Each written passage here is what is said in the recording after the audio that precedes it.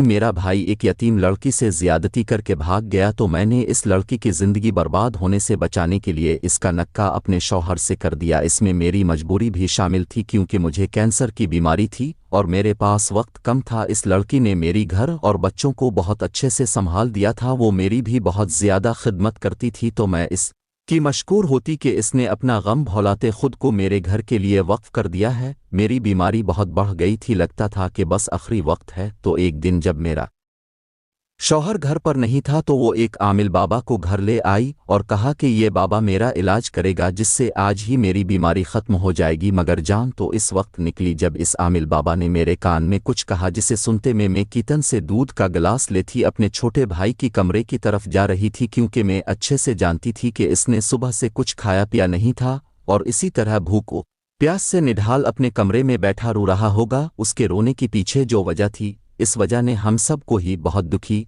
और उंजीदा कर रखा था। लेकिन हम दोनों बहन भाई का दुख सबसे अलग और सबसे बड़ा था। सब गमगीन तो थे लेकिन इस तरह निढाल और अधमरे नहीं थे जिस तरह मैं और मेरा भाई थे, क्योंकि हम दोनों ने इस वक्त अपने माँ बाप को खोया था। हम दोनों एक साथ माँ बाप को खोने का गम बर्दाश्त नहीं कर पा रहे थे। हम ऐसा लगने लगा था जैसे हम एकदम से वीरान तपती सहरा जगह पर खड़े हुए हों। यहाँ पर कोई हमारा अपना नहीं है जो हमें इस वीराने और तपते सहरा से निकाल कर अपनी मोहब्बत भरी ठंडी आगोश मिले सके। मैं शादीशुदा थी और 2 बच्चों की माँ भी, इसीलिए कुछ दिन उनकी तरफ मुतवज्जे होते मुझे अपना गम कम होता महसूस होने लगा था। मैं भी शायद अपने गम में डूबी रहती, लेकिन बच्चे किसी न किसी काम के लिए अपनी तरफ राग़िब कर ही लेते थे, जिसकी वजह से मैं जो अपने छोटे भाई को अपने दुख में बिल्कुल ही फरामोश कर गई थी, अब उसकी याद मुझे आई तो मुझे शर्मिंदगी महसूस हुई कि मैं कैसे अपने भाई को भूल सकती हूँ। पता नहीं वो बेचारा किस हाल में होगा। ये सोचते ही मैं किचन में आ गई थी। दिल में फैसला कर लिया था कि अब खुद के साथ अपने भाई को भी संभालना था, उसे ढारस देनी थी। जानती थी कि ये थोड़ा मुश्किल था क्योंकि वो उम्मी और अब्बो का बहुत लादिला था। मेरी शादी तो उम्मी अब्बो ने कुछ जल्दी कर दी थी तो फिर मेरे भाई ने ही उम्मी अब्बो का ज़्यादा प्यार समीता था। कुछ वो मुझसे काफ़ी छोटा था तो मुझे भी बहुत प्यारा था। मैं अपने बच्चों को सुला चुकी थी। मैं उनकी तरफ से बेफिक्र होकर भाई के कमरे में दाखिल हुई थी। यहाँ वो बिल्कुल मेरी तवक्को के मुताबिक बेड पर लेटा तकिया मैं मोदिए यकीनन रो रहा था क्योंकि इसका हिलता वजूद उसकी हिचकियां भरने की निशानी थी। मैं अपने भाई के यूं तड़प तड़प कर रोने पर कुर्बान जाती जल्दी से आगे बढ़ती इससे खुद से लगा गई थी, जिसके बाद मैंने इसे खुलकर रोने दिया था ताकि उसके दिल का बोझ हल्का हो जाए। फिर आहिस्ता आहिस्ता इसे छप करवा दे। मैंने इसे धीरों तसलियान और दिलासे दे दे अपने साथ होने का यकीन दिलाया था। इससे कहा था कि अगर वो इसी तरह रोता रहा तो उम्मी अबू को बहुत तकलीफ होगी। वो अब उनके लिए नमाज और कुरान पाक पढ़कर मग़फ़िरत के दुआ करे क्योंकि अब उन्हें हमारे आंसू नहीं बस हमारी दुआएं ही चाहिए थीं। भाई के छप करने पर मैंने इसे ज़बरदस्ती दूध का गिलास पिलाकर और इसी तरह छोटी छोटी बातें करते इसके सोने पर मैं कमरे से बाहर आ गई थी। अपने भाई की हालत देखकर मेरे अंदर तक उफ़्सविलतगी फैल गई थी। अभी तो मैं इस वक्त के लिए सोच रही थी जब मुझे भाई को कहना था कि अब वो ये घर बंद करके मेरे साथ मेरे घर चले। मुझे यकीन था कि ये बात इसके लिए बहुत मुश्किल होने वाली थी। एक तो माँ बाप की जुदाई और दूसरा इस घर को छोड़ना। इसने अपना सारा बचपन गुजारा था, इसके लिए आसान नहीं होने वाला था। लेकिन मैं अब अपने भाई को अकेला भी नहीं छोड़ सकती थी क्योंकि इससे वो ज़्यादा तन्हा रहता और उम्मी अबू की यादों में खिलता रहता। इसीलिए इसका मेरे साथ जाना ही बेहतर था। मैं इस हवाले से अपने शौहर से भी बात कर चुकी थी और इसे इस पर कोई एतराज़ नहीं था। हम दोनों में बीवी के दिल में ये था कि जैसे ही भाई की तालीम मुकम्मल होगी तो ये सब उसके हवाले कर देंगे। इससे पहले ये इरादा था कि थोड़ी देर के लिए यहाँ के चक्कर लगा लिया करेंगे जिससे इसे कारोबार की समझ भी आ जाएगी और उसका जहन भी बटेगा। लेकिन हमेशा वो ही नहीं होता जो हम सोचते थे। इससे पहले हम दोनों में बीवी के दिल में यहाँ के चक्कर लगा लिया करेंगे जिससे इसे कारोबार की समझ भी आ जाएगी और उसका जहन भी बटेगा। लेकिन हमेशा वो ही नहीं होता जो हम सोचते हैं या फिर जैसे हम चाहते हैं। इसलिए हम भी नहीं जानते थे कि जैसे हम दोनों में बीवी सोच रहे थे ज़रूरी नहीं था कि बिल्कुल वैसा मेरा भाई करता भी और वैसा सोचता भी। वक्त गुजरने के साथ इसकी समझ बहुत जल्द आ गई थी और फिर हम चाहकर भी अपनी मर्जी के मुताबिक कुछ नहीं कर सके थे। उम्मी अब्बो को गुजरे कुछ दिन हुए तो जैसे तैसे करके मैंने भाई को अपने साथ जाने के लिए राज़ी कर लिया था वो हमारे साथ आतू गया था और साकुत्तो जामत अपने कमरे में बैठा रहता था। फिर कुछ मेरी और मेरी बच्चों की कोशिशों से वो दोबारा पहले जैसा होने लगा था। इसे पढ़ने का बहुत शौक था तो जल्द ही वो पूरी तरह अपने कॉलेज आने जाने और पढ़ाई में मशगूल हो गया था। अपने भाई को अपने बच्चों के साथ हंसती खेलते देखकर मुझे बहुत खुशी होती थी। सब कुछ हमारी सोच के मुताबिक ही हो रहा था। एक दिन मैंने जब भाई से कहा कि वो अब्बू के कारोबार की तरफ भी ध्यान दे तो वो बेदुख उठा। इसने कहा कि इसकी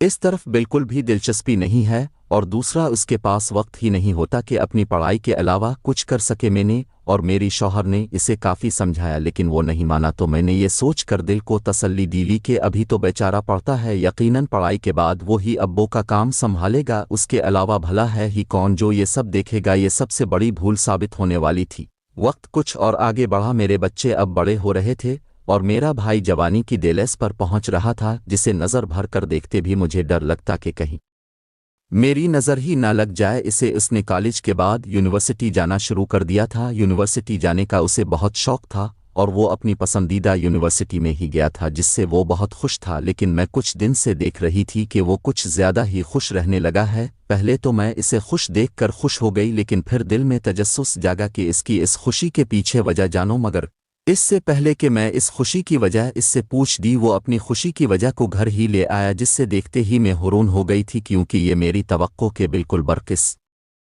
था। वो लड़की कुछ घबराई सी और शर्माई सी लगती थी। मैं अपने भाई के साथ एक लड़की को देखकर परेशान तो नहीं हुई थी, बल्कि कुछ हुरून से थी, क्योंकि मेरे भाई के लड़के दोस्त बहुत कम थे। तो अब एक लड़की को वो कैसे दोस्त बना गया था। मगर फिर जल्द ही मुझे इसकी समझ आ गई थी कि मेरे भाई ने इस लड़की से दोस्ती क्यों की है। वो लड़की मुझे काफ़ी अच्छी और सिलजी हुई लगी थी, इसीलिए मुझे इसके अपने भाई के साथ दोस्ती पर कोई एतराज़ नहीं हुआ था, बल्कि मैं इस लड़की से बहुत खुश थी और वो मुझे अच्छी भी लगी थी, जिसकी वजह से मेरे भाई की ज़िंदगी में मेरे वालिदैन के जाने के बाद जो थोड़ा सा खलार है किया था वो ख़त्म हो गया था। मेरा भाई, मेरे बच्चे, हत्ता कि मेरे शौहर भी मेरे लड़की से काफ़ी घुल मिल गए थे। वक्त के साथ दोनों की दोस्ती बहुत बढ़ गई थी, जिसकी वजह से अब दोनों एक दूसरी को नए नज़रिए से देखने लगे थे। मगर मैंने किसी से भी इस हवाले से कोई बात नहीं की थी। मुझे लगा था कि वो दोनों एक दूसरी को पसंद करते हैं, तो मैंने सोच रखा था कि जैसे ही भाई की तालीम मुकम्मल होगी मैं इन दोनों की शादी करवा दूँ।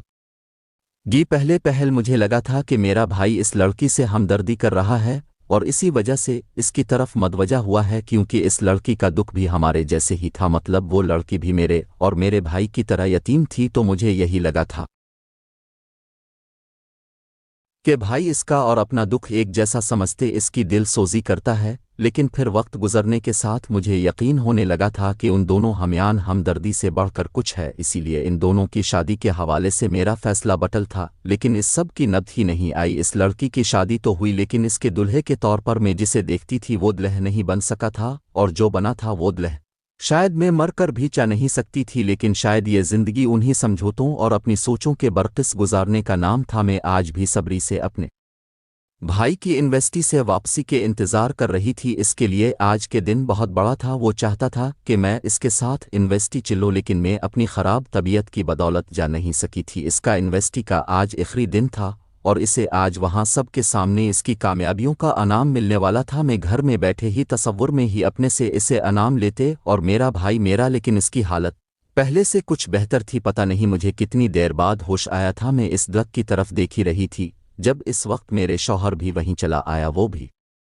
मुझे परेशान लग रहा था। मैंने इसे देखते ही एक बार फिर अपने भाई के बारे में पूछा था, तो आगे से इसके नफ़ी में सर हिलाने पर मैं रोते हुए अपनी आंखें बंद कर गई थी। मेरे अंदर अपने शौहर और इस दरख्त का सामना करने की हमद नहीं थी, इसीलिए बस शर्मिंदगी से रोए जा रही थी। मगर दिल में एक किसकिस ही थी, एक बार अपने भाई से सामना करने की ख्वाहिश, क्योंकि जब तक अपने भाई के मुँह से इस जुर्म न सुन ली थी मेरे दिल को यकीन नहीं आने वाला था। इस वक्त जो हालात थे, मेरे पास अपने भाई की पाकबाजी का कोई भी सबूत नहीं था, इसीलिए सिवाय नज़रें झुकाने और रोने के मेरे पास कोई चारा नहीं था। अस्पताल आए मुझे एक रात गुजर गई तो मुझे हैरानगी होने लगी कि आखिर मुझे ऐसा भी क्या हो गया है कि अभी तक अस्पताल से छुट्टी नहीं मिल रही है। जब ये बात मैंने अपने शौहर से पूछी तो उसने नज़रें चौराती चोए इंकिशाफ किया। उसने मेरे असल मायनों में होश उड़ा दिए थे। मैं बिलक बिलक कर रो दी थी। پھر یہ ہمارے ساتھ کیا ہو رہا ہے؟ میں جو کل شام اتنا خوش تھی وہ ساری خوشیاں بس ختم ہو چکی تھی۔ پہلے بھائی کا کہیں چلے جانا، اس کا جانے سے پہلے اپنی یتیم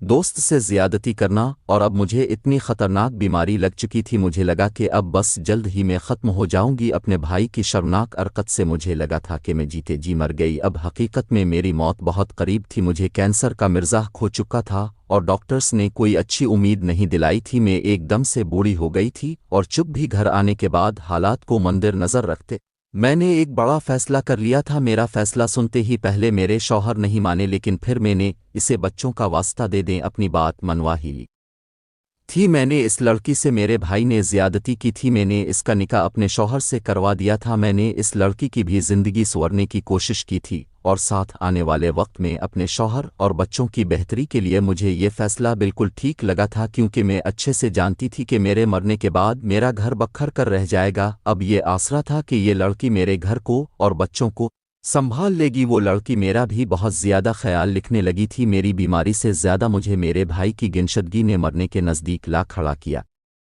تھا۔ میری سماعت اور آنکھیں ہمیشہ بھائی کی منتظر دیتی تھی، کیونکہ ایک بار میں اس سے مل کر اس کے سر انجام دیے فعل کو اس کے منہ سے سننا چاہتی تھی، لیکن ایسا ہوتا نظر نہیں آ رہا تھا اور میں دن بہت دن مایوس ہوتی جا رہی تھی، جس کی وجہ میری بیماری اور یہ دکھ مجھے اندر سے بالکل ختم کرتے جا رہے تھے۔ پتہ نہیں کیوں میرے دل کو بہت سے وہمات اور وسوسوں نے کھیل لیا تھا۔ دل کو ہر وقت ایک عجیب سی بے چینی لاحق رہتی، جیسے مزید کچھ برا ہونے والا ہے۔ تب میں سوچتی کہ اب مزید کیا برا ہوگا۔ میرا بھائی جس پر مجھے فخر تھا، لیکن پھر بھی دل کو کئی دلیلیں دینے کے باوجود ایک دھڑکا سا لگا رہتا تھا۔ خود کو پریشانی سے نکالنے کے لیے میں بچوں کی طرف توجہ دینے لگی۔ میں یہ دیکھ کر حیران رہ گئی کہ وہ اب مجھ سے زیادہ اس لڑکی کی طرف راغب ہو گئے تھے، جس پر میں دل میں کوئی بات لیے بغیر خوش ہوئی تھی کہ اس لڑکی نے اور میرے شوہر نے مشکل کے اس وقت میں میرا بہت ساتھ دیا ہے۔ میرے شوہر نے میرے ابو کو کاروبار بھی بہت اچھے سے سنبھال لیا تھا اور وہ اب ہر وقت کام میں ہی مصروف رہتا تھا۔ ایک دن میری طبیعت بار بار پگڑ رہی تھی، لیکن میرا شوہر گھر پر نہیں تھا،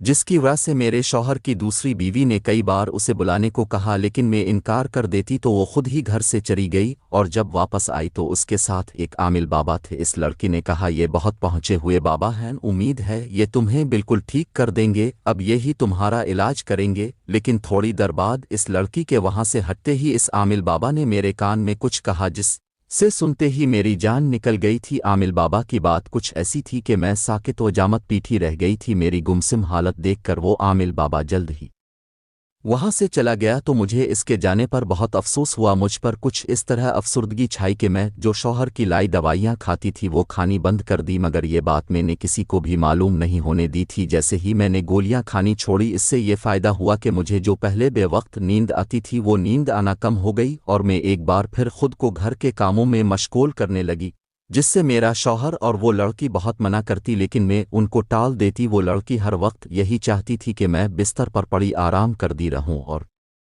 میں اس کی اس محبت پر آنکھوں میں شکر کے آنسو لیے اسے دیکھتی رہتی تھی۔ بے شک میرے بھائی نے اس کے ساتھ بہت برا کیا ہے، لیکن وہ پھر بھی میرا اتنا خیال رکھتی ہے۔ عامل بابا کے جانے کے بعد دوسرے دن وہ لڑکی مجھ سے بولی، باجی اب کی طبیعت بہتر لگ رہی ہے تو آپ کو دوبارہ اس عامل بابا سے علاج کروانا چاہیے۔ میں نے اس کی بات سنتے اس بات میں سر ہلایا اور کہا، ہاں واقعی میری طبیعت میں ایک دن میں بہت سدھار آیا ہے، تو میں بھی یہی سوچ رہی ہوں کہ عامل بابا کو یہاں بلانے کی بجائے میں وہیں اس کے پاس جاؤں۔ میری بات سنتے ہی وہ لڑکی بولی کہ وہ بھی میرے ساتھ چلے گی، لیکن میں نے اسے گھر پر رکنے کو کہا۔ میری طبیعت میں کوئی بہتری نہیں آئی تھی، بلکہ پہلے سے بھی زیادہ بگڑتی ہوئی محسوس ہو رہی تھی۔ میں نے بس اس لڑکی کے سامنے ڈرامہ کیا تھا کہ میری طبیعت بہتر ہے، جو کہ عامل بابا کی وجہ سے ہے، اور اب میں اکیلی ایک بار پھر اس عامل بابا سے ملنے پہنچ گئی تھی، کیونکہ کل عامل بابا کی دیر بات آج میں مکمل سننے کے ارادہ رکھتی تھی اس لڑکی سے یہ سب چھپانے کے پیچھے، کیونکہ اگر اسے میں عامل بابا کی کہی بات بتا دیتی تو وہ وہاں تک نہیں پہنچ پاتی جہاں میں جانا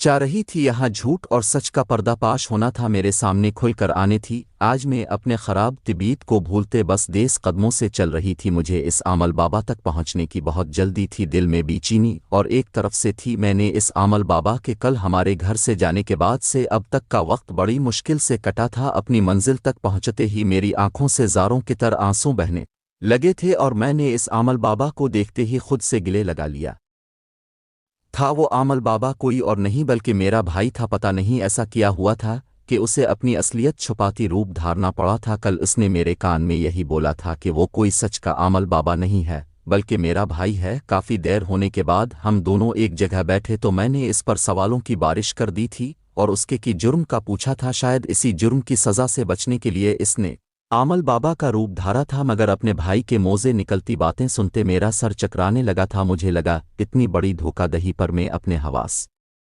खो बैठूंगी। मुझे लगा इतनी बड़ी धोखाधड़ी पर मैं अपने हवास खो बैठूंगी और मुझे ये धोखा